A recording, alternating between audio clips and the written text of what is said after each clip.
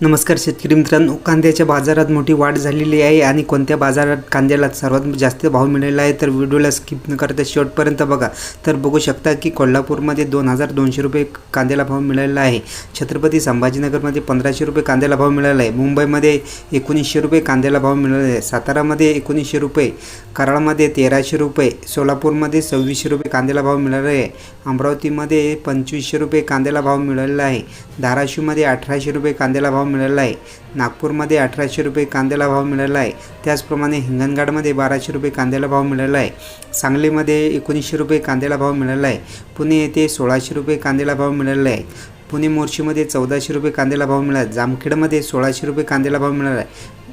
वडगाव पेठमध्ये 1500 रुपये, वळूजमध्ये 1800 रुपये, मंगळवेढामध्ये 1500 रुपये कांद्याला भाव, बारामतीमध्ये 1570 रुपये, शेगावमध्ये 1600 रुपये, शेगाव 2मध्ये 1100 रुपये, शेगाव 3मध्ये 600 रुपये, नागपूरमध्ये 2500 रुपये कांद्याला भाव मिळालेला आहे.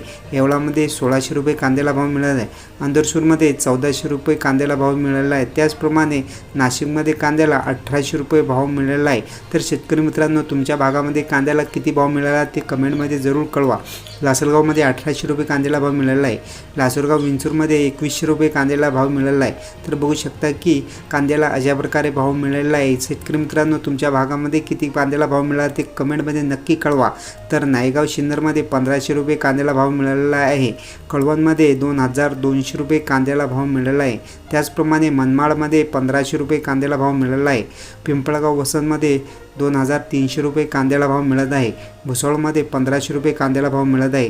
त्याचप्रमाणे रामटेकमध्ये 1100 रुपये कांद्याला भाव मिळत आहे. शेतकरी मित्रांनो, तुमच्या भागामध्ये कांद्याला किती भाव मिळालेला आहे आणि किती दर मिळायला पाहिजे हे आम्हाला कमेंटमध्ये नक्की कळवा. आणि कोणत्या बाजार समितीमध्ये कांद्याला किती भाव सुरू आहे हे सुद्धा आम्हाला कळेल.